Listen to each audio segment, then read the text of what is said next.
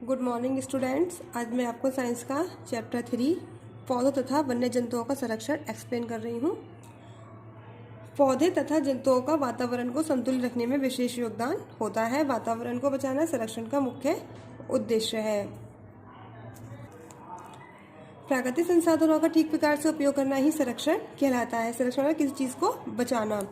प्राकृतिक संसाधन वे पदार्थ हैं जो प्रकृति में वातावरण द्वारा स्थापित होते हैं तथा मनुष्य द्वारा इनका उपयोग किया जाता है। प्राकृतिक स्रोतों के संसाधनों को दो भागों में बांटा गया है, सजीव तथा निर्जीव। सजीव जो सांस लेते हैं वृद्धि करते हैं, निर्जीव जो सांस भी नहीं लेते और न ही वृद्धि करते हैं। पौधे तथा जंतु पृथ्वी के प्राकृतिक स्रोत हैं। सजीव स्रोतों के अंतर्गत जल, मृदा, खनिज, वायु तथा जीवाश्म ईंधन जैसे कोयला, तेल आदि आते हैं। विलुप्तता तथा संरक्षण की आवश्यकता। विलुप्तता क्या होती है? विलुप्तता वह प्रक्रिया होती है जिसमें किसी भी प्रजाति का अस्तित्व समाप्त हो जाता है, वह विलुप्तता कहलाती है। विलुप्तता में बिल्कुल विलुप्त हो जाना, खत्म हो जाना। वह प्रजाति हमारे ग्रह के इतिहास का मुख्य भाग होती है। कोई भी प्रजाति लुप्त हो सकती है क्योंकि वातावरण के गर्म अथवा ठंडा होने के कारण वे बदलते हुए वातावरण के अनुसार अपने आप को अनुकूलित नहीं कर सकती, मतलब अपने आप को बदल नहीं सकती, क्योंकि वातावरण हमेशा बदलता रहता है। नदियों की धारा बदलने के कारण तथा पर्वत श्रृंखलाओं के बढ़ने के कारण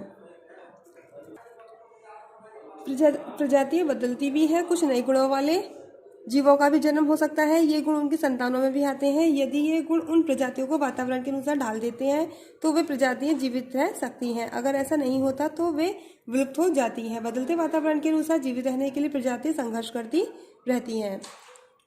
संरक्षण का मुख्य उद्देश्य लुप्त हो रहे पौधों तथा पशुओं की प्रजातियों को लुप्त होने से बचाना है। क्योंकि विलुप्तता प्राकृतिक घटना है, इसलिए समस्त प्रजातियों को नहीं बचाया जा सकता। इसलिए वैज्ञानिकों ने उन प्रजातियों को सुरक्षित करने की योजनाएं बनाई हैं जो मनुष्य की गतिविधियों के कारण विलुप्त होने वाली हैं। पौधे के संरक्षण की आवश्यकता तथा उपाय।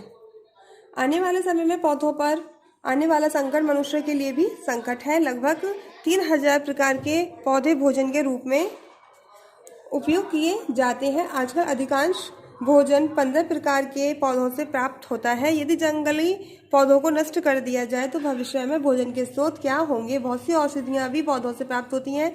प्रत्येक क्षण पौधों की कोई ना कोई प्रजाति नष्ट हो रही है। इसके साथ साथ मानव जाति के लिए भोजन और औषधियों के स्रोत भी नष्ट होते जा रहे हैं, क्योंकि जब पौधे नष्ट हो जाएंगे तो हमें फिर औषधियां भी नहीं मिल पाएंगी। तो इसलिए हमें पौधों को बचाना चाहिए। पौधों को सुरक्षित करने के लिए कुछ उपाय निम्नलिखित है। नंबर 1, वनस्पतिक उद्यान। दुर्लभ प्रजातियों की रक्षा के लिए वनस्पति उद्यानों को बनाना चाहिए जिसमें दुर्लभ प्रजातियों का विकास हो सके। विवेकपूर्ण तरीके से वृक्ष कटाई। किसी भी जंगल में उपस्थित वृक्षों में से एक समय में थोड़े ही वृक्ष काटने चाहिए। जितनी हमें जरूरत हो उतने ही वृक्ष हमें काटने चाहिए।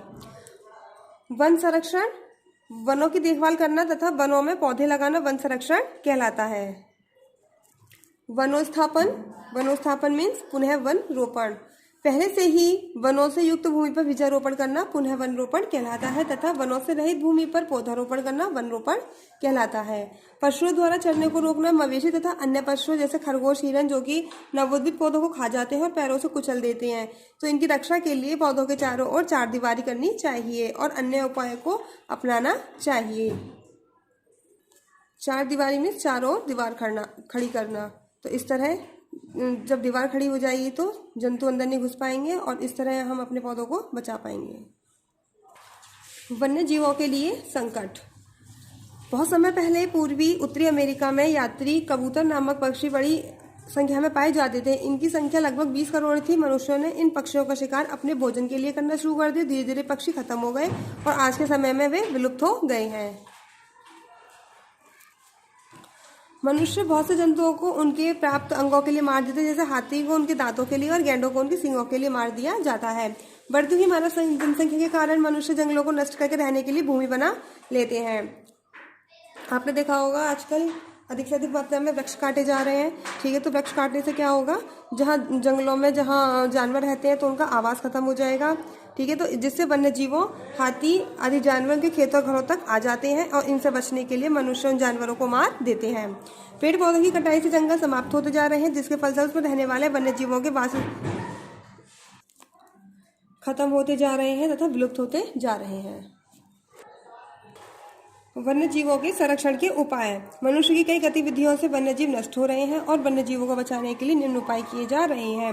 नंबर 1, सरकारी संस्थाएं तथा अन्य कई संगठन सजीवों के संरक्षण के लिए प्रयत्नशील है। विश्व संरक्षण संगठन ऐसा ही एक संगठन है। इस संगठन की योजना के अंतर्गत देशों को उन प्राकृतिक स्रोतों को उन्नत करने तथा उनका उपयोग सही ढंग से करने के लिए सुझाव दिए जाते हैं। इस संगठन के द्वारा अफ्रीका में योजना चलाई जा रही है, जिनसे वहां के पर्यटन क्षेत्र को बढ़ावा मिला और वन्य जीवों को सही ढंग से संरक्षण मिला। मनुष्य के सहयोग। ऊपर दिए गए सभी संरक्षण उपायों को पूर्ण करने के लिए मनुष्य के सहयोग की आवश्यकता होती है। मनुष्य द्वारा पौधों और वन्य जीवों का उपयोग बुद्धिमत्ता पूर्वक करना चाहिए। विकास और सुरक्षा दोनों ही हमारे जीवित रहने के लिए आवश्यक है। विशेष प्रजनन।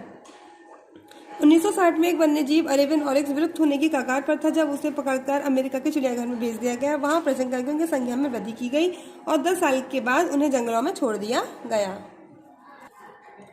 जागरूक लोग। वन्य और पौधे के महत्व के बारे में लोगों को जागरूक करना भी संरक्षण का एक भाग है। जैसे घड़ियालों की संख्या में बहुत कमी हो गई थी, उनकी खालों के लिए उन्हें मार दिया जाता था, परंतु उन्हें संरक्षित किया जा चुका है। उनकी संख्या में वृद्धि की गई, परंतु कुछ स्थानों पर फिर से उनका शिकार किया जाने लगा।